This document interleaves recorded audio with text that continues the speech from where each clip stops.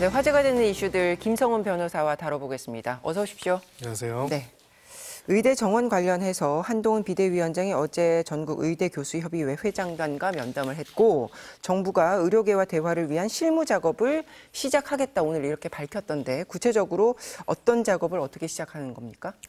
네, 아주 구체적인 내용까지 상세하게 나오지는 않았고요. 일단은 지금 그동안에 강대치만 있었죠. 특히나 정부 차원에서는 이 진료 개시 명령에 따르지 않을 경우에 의사 면허 정지 처분을 하겠다라는 내용의 고지를 미리 했고 이미 그 그것이 실질적으로 효력이 발생하는 시기가 며칠 앞으로 다가온 상태였고요. 또 두 번째 배경으로는 의대교수협의회에서 25일자로 집단으로 사직하겠다는 내용의 의사를 밝혔고 오늘이죠. 네, 그리고 거의 대부분의 의대 교수들이 여기에 참여하는 그런 상황들이 벌어진 상황이었습니다. 이런 상황에서 한동훈 비대위원장이 이제 의대교수협의회 분들과 만나고 이제 이야기를 나눠가지고 이 과정을 중지해달라는 얘기를 했다라는 보도가 나왔고요.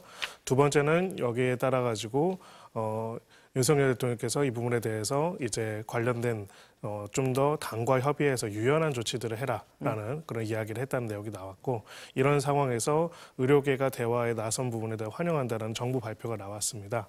다만 이제 이 일련의 과정들은 지금까지 강대강, 즉 이거를 철회하지 않으면은 우리는 다 사직을 하겠다라고 하는 의료계의 입장과 그리고 물러설 수 없고 무조건 어떠한 수단을 동원해서라도 이 의대 2,000명 증원이라는 거를 의료 개혁으로서 완수하겠다는 정부의 입장. 기본적으로 이거 자체가 바뀌었다고 볼 수는 없고요. 다만 이 과정에서 중요한 하나의 뇌관이라고 할 수 있고 레드라인이라고 할 수 있는 의사 전공의들에 대한 면허 정지 처분. 이 처분을 바로 진행하지 않고 조금 더 유연하게 하겠다라는 입장 변화를 정부 측에서 일단 이야기를 한 것이고요. 그리고 여기에 따라 가지고 논의 자체가 시작될 수 있는 여지가 이제 시작되지 않았나라고 보여집니다. 지금 말씀하신 전공의들의 의사 면허 정지 처분 유연하게 대응하라 이게 어제 대통령의 지시였는데 이 부분에 대해서 연기를 하겠다는 건지 어떻게 한다 방안이 구체적으로 이 부분도 아직 안 나온 거죠? 네, 그렇습니다. 유연하게 하라는 어떤 총론적 지시는 있었지만 당과 협의하여 진행하라고 했으니까 구체적으로 그래서 안 하겠다는 것인지 얼마나 연장하겠다는 것인지 이런 부분에 있어서 좀 더 불명확한 부분들이 있습니다. 그리고 대화의 시작의 전제 조건으로 의대교수협의회에서는 일단은 2,000명 증원이라는 것이 일단 철회가 되고 이 부분을 바탕으로 해서 논의가 시작될 수 있다라는 의견을 여전히 밝히고 있는 상황이기 때문에 지금과 같은 상황이 소위 말해서 실질적인 대화가 시작됐다라고 단정하기는 좀 어려울 것으로 보입니다. 의대 교수들은 오늘 예정대로 사직서를 내겠다 밝힌 상황인 건데 학교별로 집단적으로 내는 곳도 있고 개별적으로 내는 곳도 있던데 지금 현재 상황은 어떻습니까? 네, 일단은 그 약 40여 개의 의과대학 거의 대부분의 의대 교수들이 여기에 동참을 하는 것은 일단 결정이 됐고요. 오늘자로 이제 사직서를 낼 뿐만 아니라 크게 두 가지 면에서 또 진료와 관련된 이야기가 나오고 있습니다. 하나는 소위 말해서 준법. 그 한마디로 52시간을 철저히 준수해서 하는 부분들을 진행하면서 거기에 따라서 진료 시간들이 좀 줄어들 수 있다라는 부분이고요. 결론적으로 이제 이 부분들과 사직서 이 두 가지를 통해 가지고 실질적으로 이 사안이 제대로 해결되지 않을 경우에는 의대 교수들도 사실상 이 사직 내지 파업에 동참하겠다는 그런 의사를 밝히고 있는 상황입니다. 정부가 대화하기 위해서 실무 작업을 시작한다고 했으니 중재안이 나오는지 이 부분은 좀 지켜보도록 하고 최저임금 얘기를 해보겠습니다. 이번 주에 최저임금 협상이 시작되네요. 내년도 최저임금 수준 어느 정도로 결정이 될지 주목이 되는데 이게 어떤 과정들을 거치는지 그리고 6월 정도까지 가야지 이게 결론이 나는 거 아니에요? 네, 최저임금법상으로는 매년 3월 31일까지 고용노동부 장관이 최저임금위원회에 최저임금과 관련된 논의를 진행해달라는 요청을 합니다. 그러면 이제 3월 31일부터 시작해가지고 법에 따르면 6월 말까지는 이제 각각의 위원들의 의사를 모아가지고 최저임금에 관한 결정을 하도록 되어 있습니다. 이 위원회 구성은 근로자들을 대표하는 근로자위원들이 있고요. 또 사용자들을 대표하는 사용자위원이 있고 또 공익요원이 있습니다. 근데 기본적으로는 이 공익위원들이라고 할 수 있는 분들이 사실상 캐스팅 보트 역할들을 많이 하고 있었고요. 왜냐하면 사용자들의 입장과 그리고 근로자들의 입장이 굉장히 각각이 대립되기 때문입니다. 안 그래도 이번에 이 요청 전에 사용자위원들을 대변하는 단체 중에 하나인 경제인 단체에서는 결국은 최저임금이 급격하게 또 인상이 될 경우에는 상당히 많은 수만 개의 일자리가 사라질 것이라는 입장을 밝힌 상황이고요. 근로자 위원들을 대표하는 이제 노총 입장에서는 지금 물가가 굉장히 많이 오르지 않았습니까? 이런 것들을 고려했을 때 실질 임금이 굉장히 감소하고 있고 그래서 상당한 큰 폭의 인상이 필요하다는 그런 입장으로 크게 대립하고 있는 상황입니다. 아무래도 제일 큰 관심은 최저임금이 10,000원을 넘어갈지 이 부분 아니겠습니까? 네, 그렇습니다. 작년에 약 2.5% 정도가 인상이 됐었고요. 이제 10,000원까지 오르는 데는 1.42% 정도가 남아 있습니다. 그래서 사실은 아주 작년 정도 수준으로 인상을 한다고 했을 때 10,000원을 넘길 것인데요. 이 부분과 관련돼 가지고는 지금 노동계에서는 특히 물가가 급속도로 올라간 점을 고려했을 때는 최소한 12,000원 이상의 임금 인상이 되어야 한다라고 이렇게 이야기를 하고 있는 상황이고요.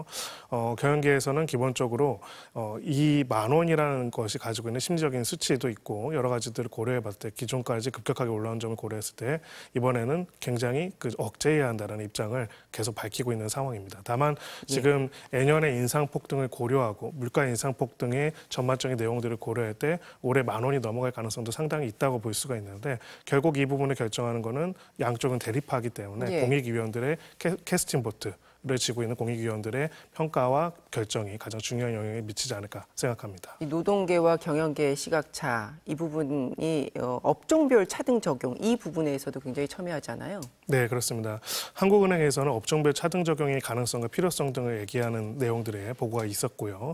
특히나 이제 돌봄 노동과 같은 경우, 또 외국인 노동자분들이 하는 경우에 이런 경우에는 특별히 좀 금액을 다르게 함으로써 유연하게 노동시장들의 최저임금 선택폭을 할 수 있도록 해야 한다는 의견을 내기도 했습니다. 다만 이제 이 부분과 관련돼서는 노동계의 반발이 있는 상황이고요. 또 최저임금법상 이렇게 산업별로 다르게 최저임금을 정할 수 있는가?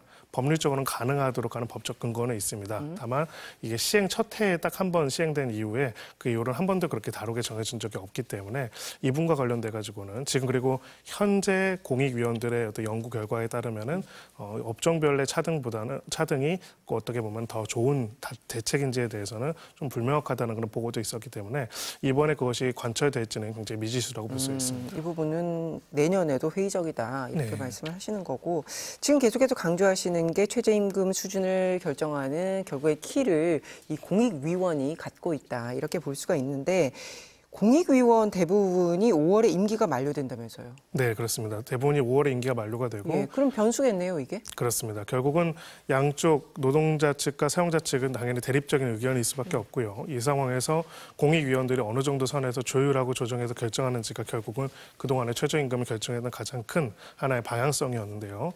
이 공익위원들은 정부에서 추천한 위원들이 되도록 되어 있습니다. 그래서 각 정부의 어떤 최저임금과 관련된 정책적 방향성에 따라 가지고 이 부분들이 많이 달라져 왔는데 이번에 그 최저임금에 관한 논의는 3월 31일에 시작하지만 결정은 최소 6월 말까지로 되어 있고요. 그리고 실무적으로 이 6월 말에 넘기는 경우가 굉장히 많았습니다. 그런 점을 고려했을 때는 5월에 임기가 만료되는 공익위원들의 임기가 만료될 경우에는 현 정부에서 추천하는 공익위원들, 그 공익위원들의 판단과 어떤 성향에 따라 가지고 사실상 이 최저임금에 관한 결정들이 달라질 가능성이 굉장히 높습니다. 알겠습니다. 청와대 울산시장 선거 개입 사건 잠깐 보면요. 1심 재판에서 황운하 의원이 징역 3년 실형 선고받았고 내일 2심 재판이 시작되는데 이 건과 관련해서 검찰은 재수사에 들어갔습니다. 그래서 검찰은 어떤 부분의 수사가 더 필요하다 지금 이렇게 보고 있는 거예요?